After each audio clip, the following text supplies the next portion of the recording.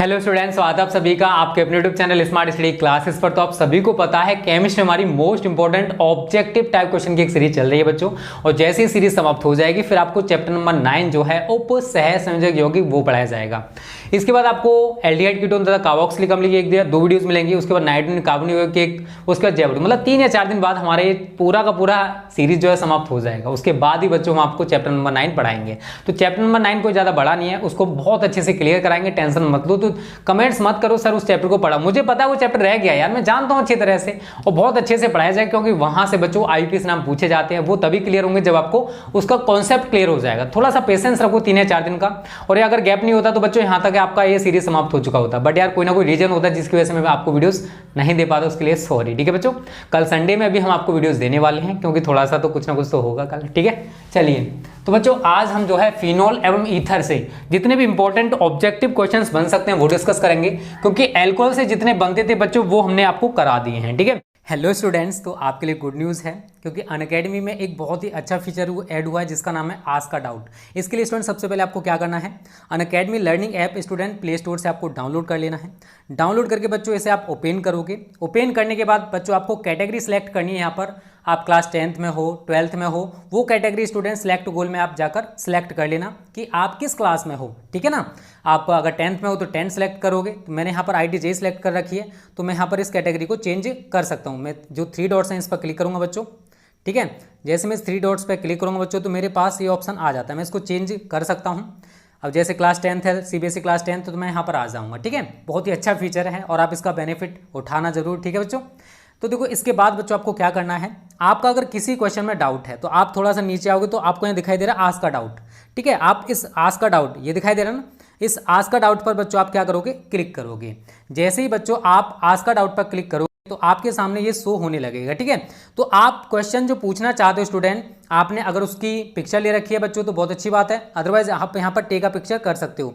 तो मैंने गैलरी में ले रखी है इमेज, तो मैं यहाँ चूज फ्रॉम गैलरी करूँगा। ठीक है बच्चों, सारी चीज़ें समझ लो कैसे आप क्वेश्चन को पूछ सकते हो अनअकैडमी पर, वो भी फ्री ऑफ कॉस्ट। और एक चीज़ बच्चों याद रखना, जब भी आप एनरोल करो यहाँ पर, ठीक है ना, तो आपको तो यहाँ पर जब भी आप कोई भी यहाँ पर क्लास देखोगे या फिर आप यहाँ पर आस्क का डाउट पूछोगे तो आपसे एक कोड मांगेगा। उस कोड में बच्चों आप सभी को क्या डालना जानते हो, स्मार्ट स्टडी। क्या डालना है बच्चों, स्मार्ट स्टडी। तभी बच्चों आप कोई भी क्वेश्चन पूछ पाओगे, अदरवाइज आप क्वेश्चन नहीं पूछ पाओगे।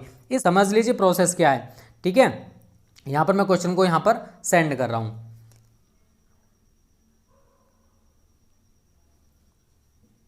ठीक है बच्चों, सबमिट हमारा क्वेश्चन हो चुका है और मैंने यहाँ पर लिखा आ रहा है I need help with this question. तो ये किसका क्वेश्चन है, साइंस का या फिर मैथमेटिक्स का? तो बच्चों मैथमेटिक्स का क्वेश्चन है। ठीक है, इट्स फ्रॉम मैथमेटिक्स। ठीक है, तो इसका सॉल्यूशन ढूंढा जा रहा है बच्चों और यहाँ पर देखो ये सॉल्यूशन भी आ चुका है। तो इस तरीके से बच्चों आप किसी भी क्वेश्चन का आंसर सेकंडों और मिनटों में पा सकते हो यार, तुरंत ही आपको सॉल्यूशन मिल जाएगा। ठीक है बच्चों, तो हमारा पहला क्वेश्चन है, फिनोल को जिंक चूड़ के साथ आश्वित करने पर बनता है। फिनोल को यहाँ पर क्वेश्चंस लिख दूंगा। ठीक है ना, फिनोल को जिंक चूड़ के साथ आश्वित करने पर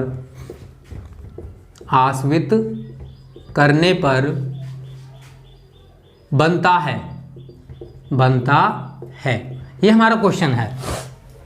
ऑप्शंस रखे बेंजोइक अम्ल, बेंजिल्डिहाइड,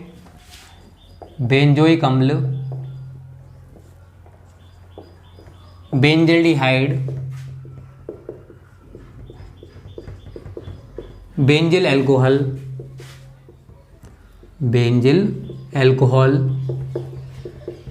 एंड बेंजीन। ये आपको ऑप्शंस बच्चों दे रखे हैं। तो आप सभी को देखो मैं यहां पर एक रिएक्शन करके बताता हूं बच्चों। फिनोल का सूत्र क्या होता है, C6H5OH। इसको हम जिंक चूड़ के साथ क्या करते हैं, आश्वित कराते हैं। तो यहां लिखोगे आसवन। तो बच्चों होता क्या यार, ये जो Zn है इस O के साथ जुड़ जाता है और ये जो H इसके साथ जुड़ जाएगा तो क्या बनेगा, C6H6 प्लस ZnO। यही तो रिएक्शन होगी। तो यहां पर हमने क्या देखा बच्चों, ये क्या बना, इसका नाम शायद सभी को पता होगा, इसका नाम है बच्चों बेंजीन। इसका नाम क्या है, बेंजीन। और इसका नाम फिनोल है। तो फिनोल को जिंक चूड़ के साथ आश्वित करने पर क्या बनता है बच्चों, बेंजीन। क्या बनता है बच्चों, बेंजीन। ठीक है, चलिए दूसरा क्वेश्चन डिस्कस करते हैं। देखो सारे क्वेश्चन बहुत अच्छे से मैं समझाऊंगा। यहां पर आपका benzene is the right answer. ठीक है, तो दिक्कत आपको नहीं होनी चाहिए। आगे कह रहा है फिनॉल को, चलो मैं यहाँ पर बुक को उठा लेता हूँ, फिनॉल को सांद्र H2SO4 की उपस्थिति में, फिनॉल को सांद्र H2SO4 की उपस्थिति में, सांद्र H2SO4 की उपस्थिति में, आगे कह रहा है थैलिक एनहाइड्राइड के साथ, थैलिक एनहाइड्राइड के साथ, थैलिक एनहाइड्राइड के साथ गर्म करने पर बनता है। गर्म, अच्छा क्वेश्चन है बच्चों, पूछा जा सकता है। गर्म करने पर बनता है, बनता है। ऑप्शंस आपको दे रखे हैं बच्चों, सैलिसिलिक अम्ल, सैलिसिलिक अम्ल, ओके। ऑप्शन अगला है मेथिल ऑरेंज, मेथिल ऑरेंज। अगला ऑप्शन आपको दे रखा है इसने फिनोल्फ्थैलीन, फिनोल्फ्थैलीन। एंड नेक्स्ट ऑप्शन है बच्चों फिनोल रेड, फिनोल रेड, ठीक है।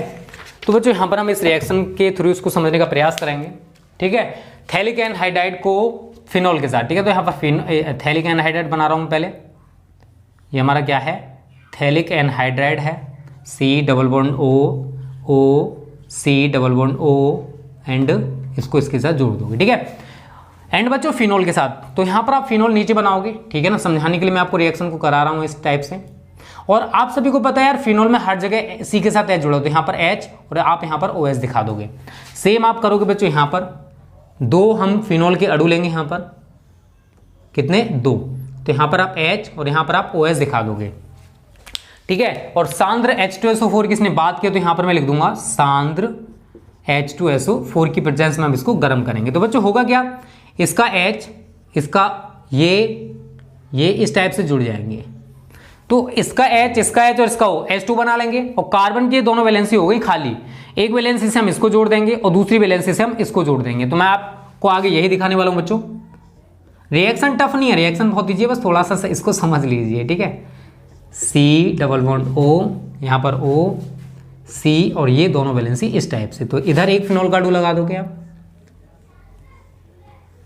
और एक आप इधर लगा दोगे, ठीक है। इस टाइप से हमारी रिएक्शन खत्म होगी, OH एंड OH। और इसके साथ साथ बच्चों हमारा क्या निकला, H2, जल का एक अणु, इसी का नाम है बच्चों फिनोल्फ्थैलीन। इसका नाम क्या है, फिनोल्फ्थैलीन। और यार फिनोल की रिएक्शंस बहुत ज़्यादा इंपॉर्टेंट है, आप सभी को मैं बता चुका हूँ। ये हमारा थैलिक एनहाइड्राइड है बच्चों, ये क्या है, थैलिक एनहाइड्राइड है, हाइड्राइड है। तो थैलिक एनहाइड्राइड को सांद्र H2SO4 के उपस्थिति में फिनोल के 2 अणुओं के साथ अगर हम गर्म करते हैं तो हमें फिनोल्फ्थैलीन नामक इंडिकेटर, इट्स अ इंडिकेटर, सूचक है ये, अम्ल क्षार अनुमानपन में इसको यूज किया जाता है, ठीक है। तो इस तरीके से बच्चों हमारे क्वेश्चन होने वाला था। दोनों का स्क्रीनशॉट ले लीजिए बच्चों, ये 2 क्वेश्चन हमारे कंप्लीट हो चुके हैं और उम्मीद करता हूं आपकी समझ में आ गए होंगे। थोड़ा सा सही तरह इनको समझना बच्चों, इंपॉर्टेंट क्वेश्चन हम पूछे जा सकते हैं यहाँ से, ठीक है। और जितने भी ऑब्जेक्टिव क्वेश्चन बनते हैं केमिस्ट्री से वो मैं आपको करा रहा हूँ, और जैसे ये सीरीज समाप्त हो जाएगी उसके बाद 100 टाइप क्वेश्चंस की भी सीरीज हम लोग स्टार्ट करेंगे, ठीक है। तो जितना मैं कर सकता हूँ उतना करने की कोशिश कर रहा हूँ। और बात रही है लॉन्ग क्वेश्चन की, जो धमाका सीरीज विद्या चैनल पर चल रही है वो इसी मंथ लास्ट हो जाएगी, फिर भी आपके पास 24 डेज बचेंगे यार बोर्ड एग्जाम के लिए। यार प्रेशर तो देखा करो, हमें कितना कुछ करना पड़ता है वो आप नहीं देखते हो, पता है। लाइव क्लासेस से ज़्यादा हमको मेहनत करना पड़ता है, और लाइव क्लासेस ना देने का रीजन आपको पता है, जहाँ से हम लोग बिलोंग करते हैं वहाँ पर इंटरनेट प्रॉब्लम है। नेक्स्ट ईयर जो भी रहेगा लाइव, स्मार्ट, प्रैक्टिकल क्लास सब कुछ रहेगा। नेक्स्ट टाइम धमाका होगा, टेंशन मतलब, जो बच्चे तैयारी करेंगे हमारे चैनल से, ठीक है। नेक्स्ट क्वेश्चन है क्वेश्चन नंबर 3 आज का। इसमें कह रहा है निम्नलिखित किस यौगिक में, निम्नलिखित किस यौगिक में, किस यौगिक में कार्बोक्सिलिक समूह उपस्थित नहीं है, कार्बोक्सिलिक समूह उपस्थित नहीं है। बहुत अच्छा क्वेश्चन है, बहुत सारे बच्चे इसमें कंफ्यूज हो सकते हैं। एथेनोइक अम्ल, इसमें तो होता है एथेनोइक अम्ल। मेथेनोइक अम्ल, इसमें भी होता है मेथेनोइक अम्ल। पिक्रिक अम्ल, इसमें नहीं होता पिक्रिक अम्ल। एनथैलिक अम्ल में भी COH समूह पाया जाता है, ठीक है। थैलिक एनहाइड्रेट सुना था, उसी से रिलेटेड होता है थैलिक अम्ल, थैलिक अम्ल। तो बच्चों देखो इसमें भी होता है, इसमें भी COH समूह पाया जाता है, इसमें भी आपका COH समूह पाया जाता है, और इसमें भी COH समूह पाया जाता है, लेकिन पिक्रिक अम्ल में नहीं होता। बेशक इसका नाम आप देख रहे हो अम्ल है, बट बच्चों मैं यहां पर थोड़ा सा इस रिएक्शन को कराने की कोशिश करूंगा बच्चों। तो हमारा जो फिनोल है, ये हमारा क्या है, फिनोल है OH। जब इसके हम सांद्र HNO3 के साथ 3HONO2 सांद्र H2SO4 की प्रेजेंस में, सांद्र H2SO4 की प्रेजेंस में हमारी ये क्रिया होती है बच्चों। ये जो एसिड है हमारा सांद्र होता है, तो इसमें क्या होता है बच्चों, NO2 एक हमारे यहाँ पर लगेगा, एक यहाँ पर और एक यहाँ पर। यहाँ पर हम हर एक जगह NO2 लगा देंगे और एक H हमारे यहाँ से हटेगा, एक H यहाँ से हटेगा, एक H यहाँ से हटेगा। 3 H और 3 O हमारे पास पहले से हैं, और 3 H और आ जाएंगे तो क्या बन जाएगा 3H2। जहाँ जहाँ से H हटेगा बच्चों वहाँ पर हम NO2 को लगा देंगे, ठीक है। रिएक्शन समझ लो किस टाइप से मैं इसको करा रहा हूँ। ये हमारा OH है, यहाँ पर आप NO2 लगाओगे, यहाँ से H हटा, यहाँ आप NO2 लगाओगे, यहाँ से H हटा, यहाँ O2N करोगे, क्योंकि कार्बन और नाइट्रोजन के बीच बॉन्डिंग होगी ना कि ऑक्सीजन के साथ। उसके बाद प्लस इसके साथ साथ क्या बना बच्चा 3H2O। तो इसका नाम अगर आप जानना चाहते हो तो 2,4,6 ट्राई नाइट्रोफिनॉल है, ट्राई नाइट्रोफिनॉल, जिसको हम कहते हैं, इसको TNP भी कह देते हैं, TNP ट्राई नाइट्रोफिनॉल। और इसका एक और नाम है पिक्रिक अम्ल। क्या नाम है इसका, पिक्रिक अम्ल। तो बच्चों पिक्रिक अम्ल में आप देख रहे हो क्या COH समूह उपस्थित है, कहीं पर भी आपको COH समूह दिखाई दे रहा नहीं ना, तो पिक्रिक अम्ल में COH समूह नहीं पाए जाते। एक और चीज यहां पर पूछ सकता है, पिक्रिक अम्ल का पूरा नाम क्या है, पूछा जा सकता है यार। तो पिक्रिक अम्ल का पूरा नाम क्या है, 2,4,6 ट्राई नाइट्रोफिनॉल, या पिक्रिक अम्ल का दूसरा नाम क्या है, तो ये होता है, ठीक है बच्चों। तो इस टाइप से भी हमारे क्वेश्चन बन जाता है। और ये भी क्वेश्चन बन जाता है कि फिनॉल को नाइट्रिक अम्ल के साथ गर्म करने पर क्या बनता है, फिनॉल को नाइट्रिक अम्ल के साथ गर्म करने पर क्या बनता है। तो फिनॉल को जब हम नाइट्रिक अम्ल के साथ गर्म करते हैं तो हमारा पिक्रिक अम्ल बनता है। क्वेश्चन से याद रखना कितने क्वेश्चन यहां से बन सकते हैं। तो फिनॉल को नाइट्रिक अम्ल के साथ गर्म करने पर क्या बनता है, क्या बनता है बच्चों, पिक्रिक अम्ल, ठीक है। तो ये हमारा तीसरा क्वेश्चन हो गया। चौथा क्वेश्चन डिस्कस करते हैं अब। चौथा क्वेश्चन है, फिनॉल का 0.2% विलयन निम्न रूप में कार्य करता है। फिनॉल का, बहुत ही अच्छा है ये भी क्वेश्चन, फिनॉल का 0.2% विलयन किस रूप में कार्य करता है, किस रूप में कार्य करता है। ऑप्शंस आपको दे रखे हैं, दर्दनाशक, एंटीसेप्टिक, या लिखोगे दर्दनाशक, पीड़ाहारी बोलते हैं इसको, एंटीसेप्टिक, एंटीसेप्टिक, एंड इसको पूतिरोधी बोला जाता है, पूतिरोधी। राइट आंसर आपका यही है।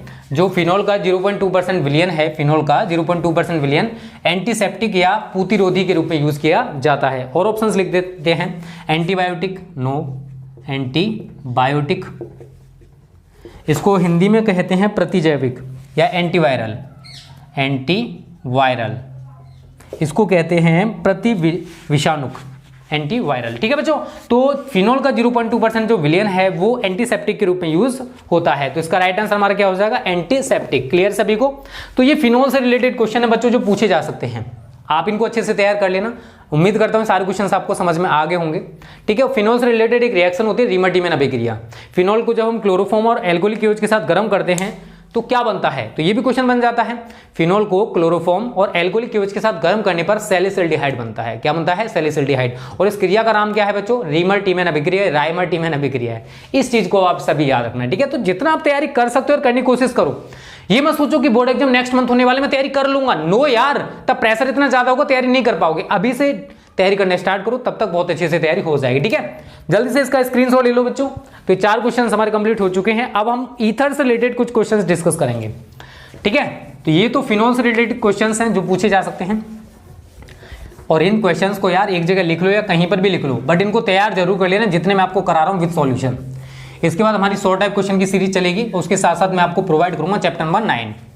1 या 2 दिन बाद हमारा ये दोनों चीज स्टार्ट हो जाएगी। पहले इसको खत्म होने दो सीरीज को, ठीक है, क्योंकि एक काम खत्म होता जाएगा तो हमारे पास प्रेशर भी थोड़ा सा कम हो जाएगा। इसको भी बीच में छोड़ दें फिर उसको स्टार्ट करते हैं, वो भी ऐसा ही चले तो मज़ा नहीं आता यार। ठीक है, तो इसलिए मैं इसको सीरीज़ को ख़त्म कराऊंगा और धमाका सीरीज इसी मंथ लास्ट हो जाएगी, टेंशन मत लो। तो यार थोड़ा पेशेंस रखा करो।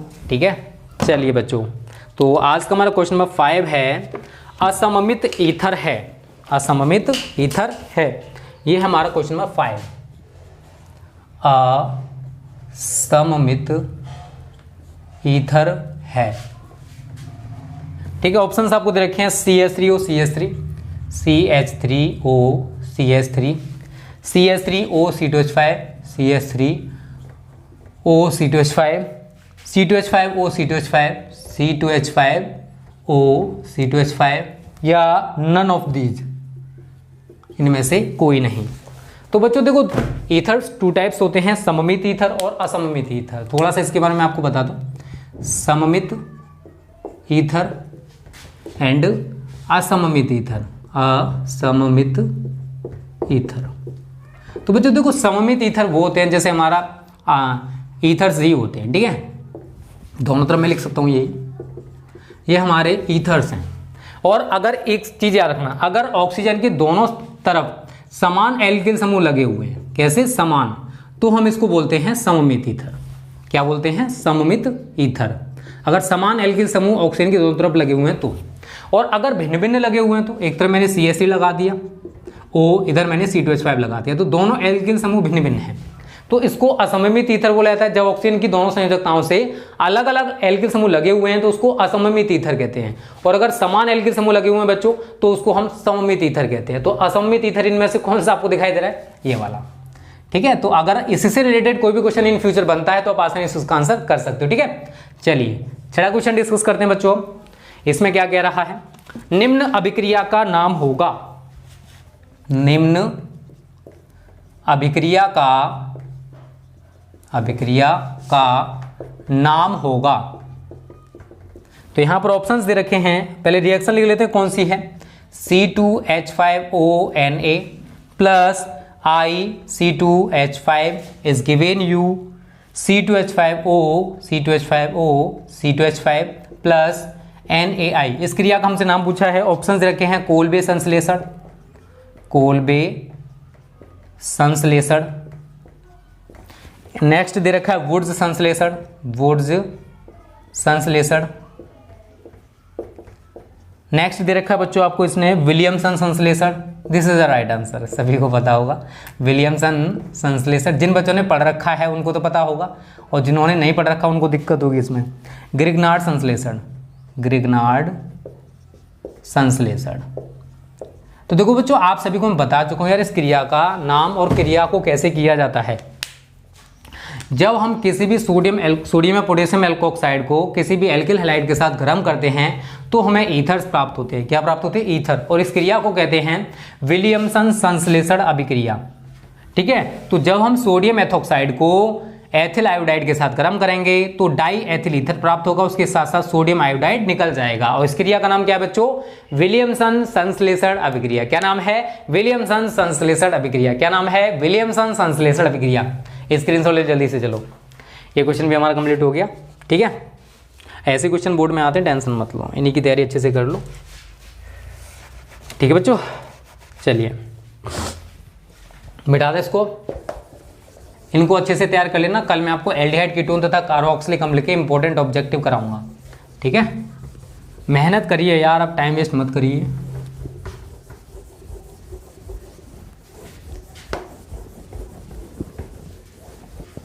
छह क्वेश्चन कंप्लीट हो चुके हैं। ठीक है, और 6 के 6 वैसे 7 के साथ तैयार हो जाएंगे अगर आप चाहोगे तो। अगला क्वेश्चन है 7वां। डाई एथिल ईथर विलेय है। डाई एथिल ईथर विलेय है, विलेय है। ऑप्शंस आपको दे रखे हैं जल में, जल में।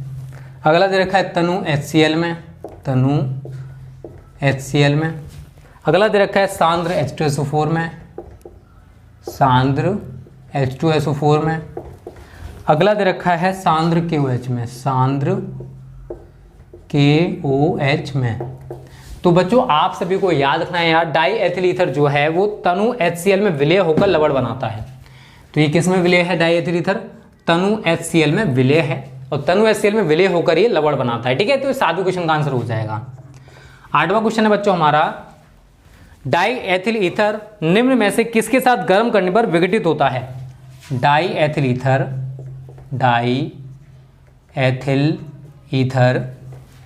निम्न में से किसके साथ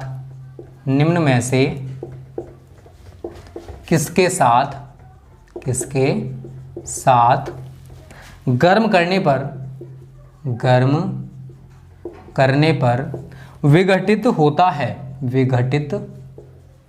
विघटित होता है।